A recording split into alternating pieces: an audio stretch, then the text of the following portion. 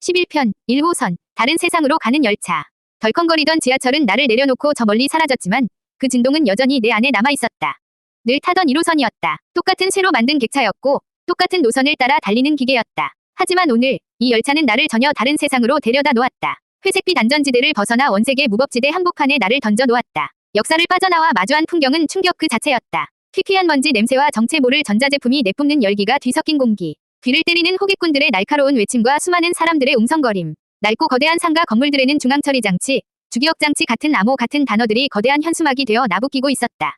내가 알던 세상의 질서는 이곳에 존재하지 않았다. 모든 것이 혼란스럽고 거칠고 살아있는 듯 꿈틀거렸다. 부모님이 왜 이곳을 악의 소굴이라 불렀는지 어렴풋이 알 것 같았다. 모든 것이 정돈되고 예측 가능했던 나의 세상과는 정반대의 장소. 이곳의 공기는 위험한 자유의 냄새를 풍기고 있었다. 하지만 동시에 이상하게도 심장이 뛰었다. 공포 때문만은 아니었다. 모든 것이 정해져 있던 나의 세상에는 존재하지 않던 날 것 그대로의 생명력. 그 압도적인 에너지에 나도 모르게 매료되고 있었다. 아이들의 웃음소리가 들렸다. 학교에 통제된 웃음이 아닌 정말로 즐거워서 터져 나오는 진짜 웃음. 그 소리가 나의 잿빛 마음에 작은 파문을 일으켰다. 지하철은 정해진 선로만을 달린다. 나의 인생처럼 나는 언제나 정해진 역에서 내리고 정해진 길로만 걸었다. 그것이 안전하다고, 그것이 옳다고 믿었다. 하지만 나는 오늘 처음으로 정해진 역이 아닌 곳에 내렸다. 스스로의 의지로 선로를 이탈했다. 그 작은 일탈이 나를 이토록 낯설고 새로운 풍경 앞에 서게 만들었다. 1호선은 나를 다른 세상으로 데려온 열차이자 내가 처음으로 벗어난 나의 낡은 선로였다.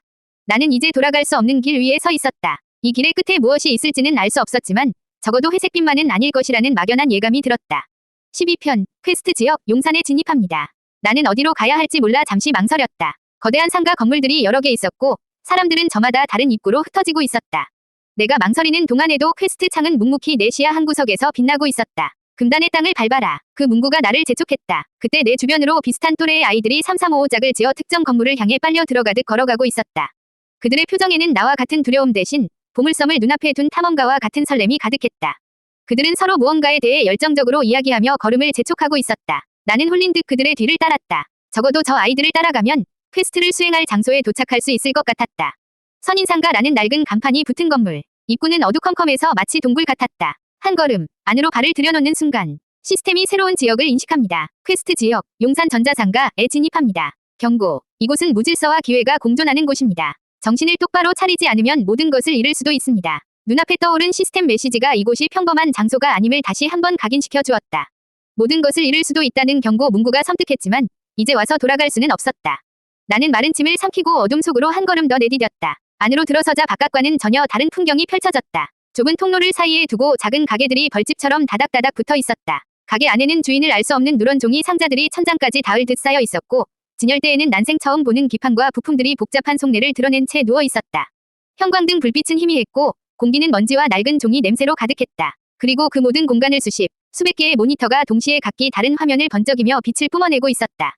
화려한 갑옷을 입은 기사가 칼을 휘둘렀고 우주선이 광선총을 쏘아댔다. 학교 앞 오락실과는 비교도 되지 않는 현란한 그래픽의 향연. 모든 것이 낯설고 모든 것이 신기했다. 나는 완전히 압도당했다. 이곳은 가게가 아니라 미지의 유물로 가득 찬 거대한 던전이었다. 그리고 나는 이제 막 던전에 첫 발을 내디딘 아무런 장비도 없는 레벨 1의 초보 모험가였다. 13편 소년들의 성지 압도적인 인파. 안으로 들어서자마자 거대한 인파의 파도가 나를 덮쳤다. 통로는 한 사람이 겨우 지나갈 정도로 좁았지만 그 안은 나와 비슷한 또래의 소년들로 발 디딜 틈이 없었다. 교복을 입은 아이, 사복을 입은 아이, 모두의 눈은 약속이라도 한 듯한 곳을 향해 있었다. 가게 진열장에 놓인 부품들, 번쩍이는 모니터 화면. 그들의 눈은 총총히 빛나고 있었고 얼굴에는 경외와 열망이 뒤섞인 기묘한 표정이 떠올라 있었다. 마치 성지를 순례하는 신도들처럼 나는 그 인파에 휩쓸려 앞으로, 옆으로 떠밀려 다녔다. 내 의지와는 상관없이 몸이 움직였다. 이곳에서는 개인의 방향 감각 따위는 무의미했다. 거대한 흐름에 몸을 맡기는 것 외에는 다른 방법이 없었다. 어깨와 등이 낯선 아이들의 몸과 계속 부딪혔다. 그때마다 나는 움찔하며 최대한 몸을 움츠렸다. 와, 저것 봐. 부두 신형이다. 아저씨, 이거 얼마예요? 비켜. 좀 비키라고. 여기저기서 터져 나오는 외침과 흥분 섞인 목소리들. 학교의 소란스러움과는 차원이 다른 원초적인 욕망으로 들끓는 소음이었다. 모두가 무언가를 갈망하고 무언가를 찾고 있었다. 그 뜨거운 열기에 숨이 막힐 지경이었다. 나는 이 거대한 용광로 속에 잘못 던져진 이물질 같았다. 부모님이 말한 불량한 아이들은 보이지 않았다. 적어도 내 눈에는 그랬다. 내 눈에 보이는 것은 오직 무언가에 깊이 빠져 있는 소년들의 뒷모습뿐이었다. 그들은 가게 주인과 전문 용어를 섞어가며 진지하게 대화를 나누었고 작은 부품 하나를 들고 세상을 다 가진 듯 기뻐했다. 친구들끼리 돈을 모아 부품을 사고는 서로의 등을 두드리며 환호성을 질렀다. 나는 그들 사이에서 완벽한 이방인이었다. 알아들을 수 없는 외계어, 이해할 수 없는 열광. 회색빛 세상에서 온나는 이 총천연색의 성지에 섞여들 수 없는 한 점의 이물질이었다. 압도적인 인파 속에서 나는 극심한 고독감을 느꼈다. 모두가 같은 꿈을 꾸는 이곳에서 나 혼자만 다른 꿈을, 아니, 아무런 꿈도 꾸지 않고 있었으니까. 이곳이 바로 소년들의 성지였다. 그리고 나는 그 성지에 들어갈 자격이 없는 불청객이었다. 14편, 스킬, 관찰 9.1 획득. 인파에 떠밀려 정신없이 몇 걸음 옮겼을까. 나는 잠시 흐름이 멎은 가게 앞구석에 겨우 몸을 기댈 수 있었다. 쿵쾅거리는 심장을 진정시키며 주변을 둘러볼 여유가 아주 조금 생겼다. 퀘스트를 생각했다. 금단의 땅을 밟아라. 밟는 것만으로는 부족하다. 스스로의 눈으로 확인하라고 했다. 무엇을 봐야 할지, 어디부터 봐야 할지 알 수 없었다. 모든 것이 생경하고 혼란스러웠다. 나는 그저 눈에 보이는 것들을 멍하니 좇기 시작했다. 한 가게 진열장 너머 안경을 쓴 아저씨가 능숙한 손놀림으로 초록색 기판 위에 작은 부품들을 꽂고 있었다. 섬세하고 정교한 손놀림은 마치 수술을 집도하는 의사 같았다. 다른 쪽에서는 학생들이 모여 작은 모니터에서 흘러나오는 현란한 영상의 넋을 잃고 있었다. 영상 속에서는 내가 상상도 해본 적 없는 기괴한 괴물들이 불을 뿜고 있었다. 먼지 쌓인 선반 위에는 정체를 알 수 없는 카드들이 종류별로 수백 장씩 꽂혀 있었고 바닥에는 용도를 알 수 없는 케이블들이 뱀처럼 뒤엉켜 있었다. 나는 처음으로 무언가를 알기 위해 보기 시작했다. 이것은 무엇일까? 저것은 어디에 쓰는 물건일까? 저 아이들은 왜 저토록 열광하는 것일까? 아무런 목적도, 지식도 없는 순수한 바라봄. 하지만 나의 뇌는 스펀지처럼 눈앞의 정보들을 빨아들이고 있었다. 복잡하게 얽힌 패턴 속에서 어렴풋한 규칙성을 찾아내려는 듯 시신경이 곤두서는 기분이었다. 더 이상 두렵지 않았다. 순수한 호기심이 공포를 밀어내고 있었다. 바로 그 순간이었다. 새로운 방식의 정보 습득을 인지합니다. 돌발 퀘스트 금단의 땅을 밟아라 위 조건 일부를 충족했습니다. 보상으로 스킬, 관찰 9.1을 획득합니다. 눈앞에 떠오른 메시지와 함께 머리가 맑아지는 듯한 기묘한 감각이 느껴졌다. 이전까지 그저 혼란스럽기만 하던 풍경이 조금씩 구체적으로 보이기 시작했다. 뭉뚱그려져 있던 하나의 덩어리가 각기 다른 의미를 가진 개체들로 분리되어 인식되기 시작했다. 스킬, 관찰 9.1, 별표 패시브 스킬, 별표 대상을 집중해서 바라볼 경우 평소에는 인지하지 못했던 세부 정보를 얻을 수 있습니다.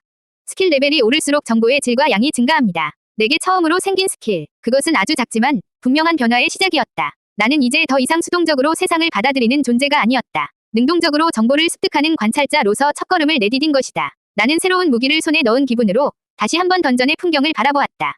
15편, 고정관념이라는 디버프. 새로운 스킬을 얻었지만 세상이 극적으로 변하지는 않았다. 여전히 용사는 혼란스러웠고 나는 위축되어 있었다. 나는 획득한 스킬을 시험해보고 싶었다. 나는 조심스럽게 한 가게의 진열장을 향해 관찰 스킬을 사용했다. 스킬을 사용하겠다고 의식하자 시야가 살짝 좁아지며 관찰 대상에 초점이 맞춰지는 듯한 느낌이 들었다. 대상, 중고 주기억 장치, 램, 모음, 별표 세부 정보, 다양한 용량과 규격의 주기억 장치가 뒤섞여 있음. 대부분의 제품은 먼지가 쌓여있고 일부는 부식의 흔적이 보임. 작동 여부를 보증할 수 없음. 이전에는 그저 낡은 부품들로만 보였던 것이 이제는 구체적인 정보와 함께 인식되었다. 신기했다. 나는 스킬을 이용해 주변을 둘러보기 시작했다. 사람들에게도 스킬을 사용해보았다. 대상, 학생 손님, 별표 상태, 흥분, 기대감, 별표 세부 정보, 주머니에 든 돈을 만지작거리며 최신 게임의 가격을 주시하고 있음. 구매 위사가 매우 높음. 대상, 가게 주인, 별표 상태, 지루함, 경계, 별표 세부 정보, 통로를 지나는 사람들을 훑어보며 호구를 물색하고 있음. 돈이 되지 않을 손님에게는 눈길도 주지 않음.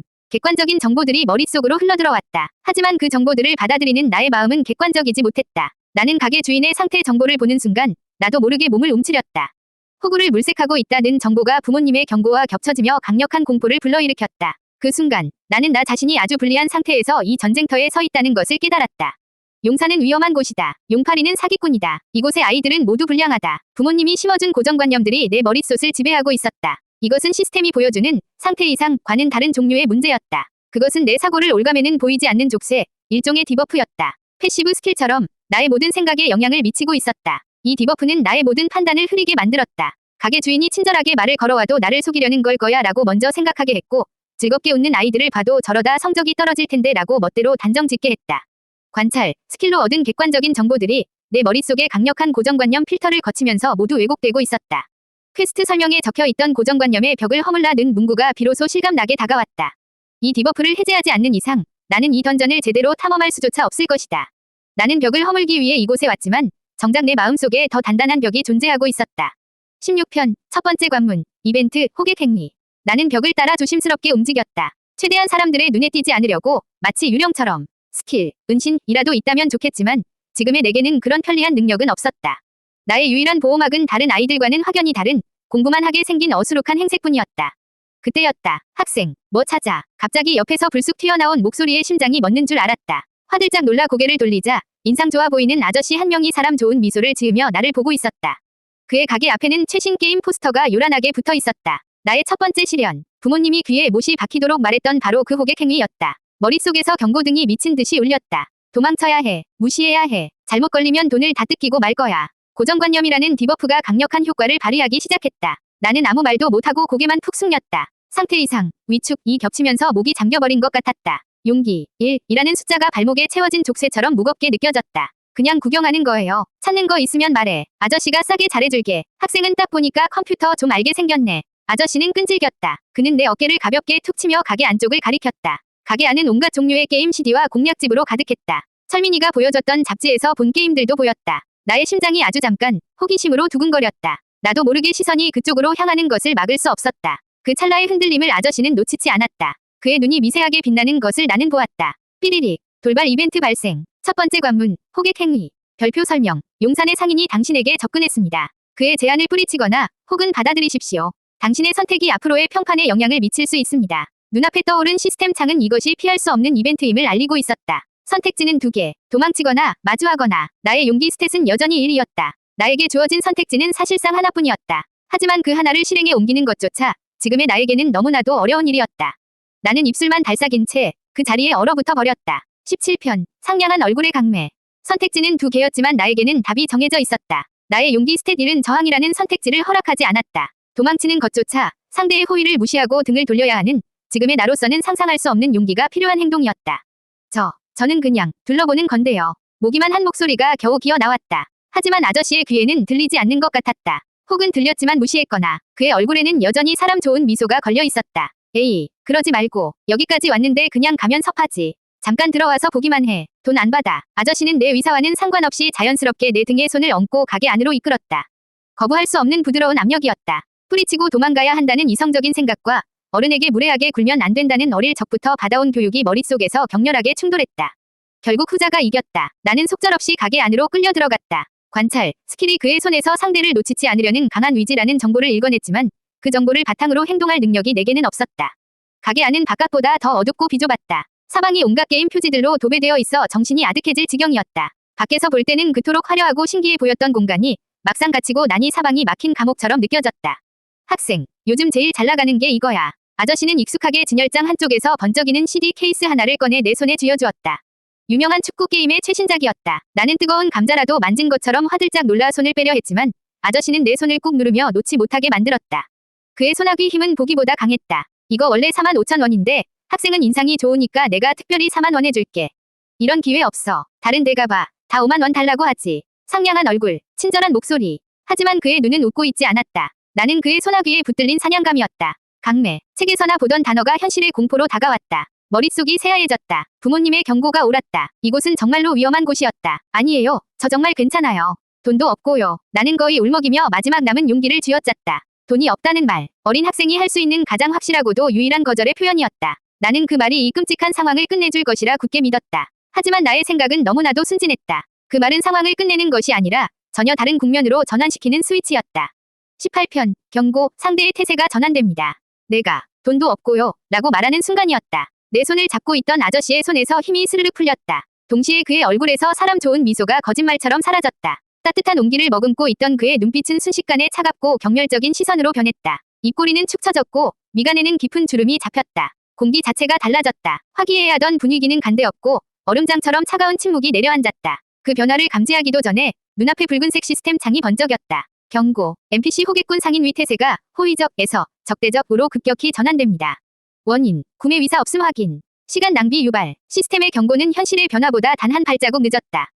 아저씨의 입에서 나온 첫 마디는 내가 알던 그의 목소리가 아니었다. 낮고 거칠게 갈라진 전혀 다른 사람의 목소리였다. 나는 그의 돌변한 태도에 아무 말도 못하고 어깨를 움츠렸다. 온몸에 피가 얼어붙는 기분이었다. 야, 너 지금 뭐라고 그랬냐? 그는 내 손에 들려있던 게임 CD를 거칠게 확 낚아챘다. 그의 손길은 더 이상 부드럽지 않았다. 돈도 없는 새끼가 어딜 기어들어 와서 사람 귀찮게 해. 여기가 구경하는 데야. 상냥했던 얼굴은 온데간데 없었다. 일그러진 그의 얼굴은 부모님이 말하던 용팔이 위 모습 바로 그것이었다. 나의 가장 순진한 거절은 그의 위선을 벗겨내는 최악의 스위치가 되고 말았다. 나는 그제야 깨달았다. 그의 친절은 진짜가 아니었다. 오직 내 주머니 속의 돈을 향한 철저히 계산된 연기였을 뿐이다. 사람 시간 뺏지 말고 썩 꺼져. 이 새끼야. 그의 입에서 험악한 욕설이 튀어나오기 시작했다. 나는 태어나서 처음으로 어른에게, 그것도 면전에서 그런 험한 말을 듣고 있었다. 머리가 하얗게 비어버렸다. 도망가야 한다는 생각조차 들지 않았다. 그저 그 자리에 못 박힌 듯 얼어붙어 있을 뿐이었다. 그의 분노에 찬 눈빛이 나를 꿰뚫고 있었다. 19편, 욕설. 정신공격을 받았습니다. 상인의 입에서 쏟아지는 거친 단어들은 날카로운 유리 조각이 되어 내 마음에 박혔다. 새끼, 꺼져. 교과서에는 나오지 않는, 살아오면서 한 번도 직접 들어본 적 없는 날것의 언어. 그 단어들이 가진 폭력성에 나는 완전히 무방비 상태로 노출되었다. 머릿속이 윙윙 울리고 눈앞이 아찔했다. 주변의 모든 소음이 멀어지고 오직 상인의 분노에 찬 목소리만이 나를 향해 쏟아지는 것 같았다.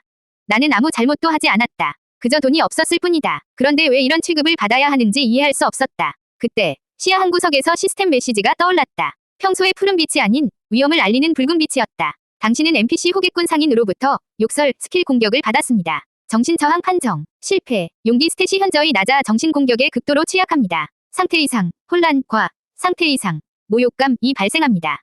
별표, 혼란, 1분간 판단력이 흐려지고 방향감각을 상실합니다. 별표, 모욕감, 수치심으로 인해 자신감이 대폭 하락합니다. 시스템은 나의 상태를 냉정하게 분석했지만 그것이 고통을 덜어주지는 않았다. 오히려 나의 비참함을 더욱 선명하게 각인시킬 뿐이었다. 얼굴이 불타는 것처럼 화끈거렸다. 주변 사람들이 모두 나를 비웃으며 손가락질하는 것만 같았다. 돈도 없는 주제에 여긴 왜 왔대? 꼴 좀 봐, 울겠다. 환청이 들리는 듯했다. 나는 고개를 더욱 깊이 숙였다. 눈물이 터져 나올 것 같았지만 여기서 울면 더 비참해질 것 같아 필사적으로 참았다.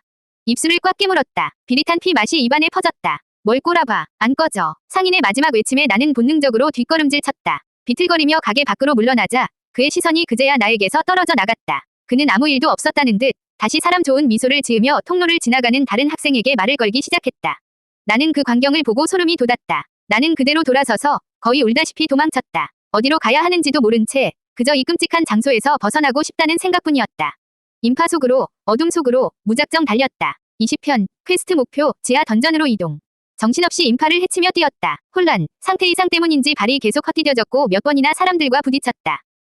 좀 짜증 섞인 시선들이 느껴졌지만 돌아볼 여유조차 없었다. 지금 내게 타인의 시선은 중요하지 않았다. 오직 이 모욕감에서 벗어나는 것이 전부였다. 이제 그만두고 싶었다. 퀘스트도, 용기 스탯도 다 필요 없었다. 이곳은 내가 있을 곳이 아니었다. 부모님 말씀이 옳았다. 나는 그냥 집으로 돌아가서 안전한 회색빛 세상에서 문제집이나 푸는 게 어울리는 아이였다. 애초에 이곳에 온 것부터가 잘못이었다. 주제넘은 호기심을 부린 대가는 너무나도 가혹했다. 출구를 찾아 두리번거리던 그때였다. 눈앞에 떠있던 돌발 퀘스트 창이 새로운 빛을 내며 깜빡였다. 돌발 퀘스트, 금단의 땅을 밟아라. 새로운 목표가 갱신되었습니다. 재생 버튼 지하 던전으로 이동하여 새로운 풍경을 목격하라. 지하 던전. 나는 할 말을 잃었다. 도망치려는 나를 비웃기라도 하듯 시스템은 더 깊은 곳으로 나를 밀어 넣으려 하고 있었다. 지하. 지금 있는 곳보다 더 어둡고 더 위험할 것만 같은 미지의 공간. 지금 당장이라도 지상으로 햇빛이 있는 곳으로 도망치고 싶은 나에게 지하로 가라니. 너무나도 잔인한 명령이었다. 거부감이 목구멍까지 차올랐다. 포기하고 싶었다. 이 퀘스트를 포기하고 시스템 자체를 무시해버리면 그만이다. 하지만 그 순간 귓가의 상인의 목소리가 환청처럼 맴돌았다. 돈도 없는 새끼가 어딜 기어들어와. 그 경멸 어린 눈빛과 모욕적인 언사. 이대로 도망친다면 나는 그가 말한 그대로의 존재가 되는 것이다. 아무것도 스스로 하지 못하고 작은 위협에도 꼬리를 말고 달아나는 용기 없는 놈. 용기 1. 상태창에 그 숫자가 나를 비웃고 있었다. 가자. 누가 들으라고 한 말도 아니었지만 나도 모르게 작은 목소리가 새어나왔다. 분노인지 오기인지 모를 감정이 마음 한구석에서 피어올랐다. 이대로 끝낼 수는 없었다. 이대로 패배자로 돌아갈 수는 없었다. 그 상인에게, 그리고 나 자신에게 지고 싶지 않았다. 나는 주변을 둘러보았다. 저 멀리, 아래로 향하는 계단과 함께 지하상가라고 쓰인 낡은 표지판이 보였다. 나는 비틀거리는 걸음을 옮겨 심연처럼 어둡게 입을 벌리고 있는 그곳을 향해 걸어갔다. 도망치는 대신 더 깊은 곳으로 향하는 길을 선택한 것이다. 나의 두 번째 반항이었다.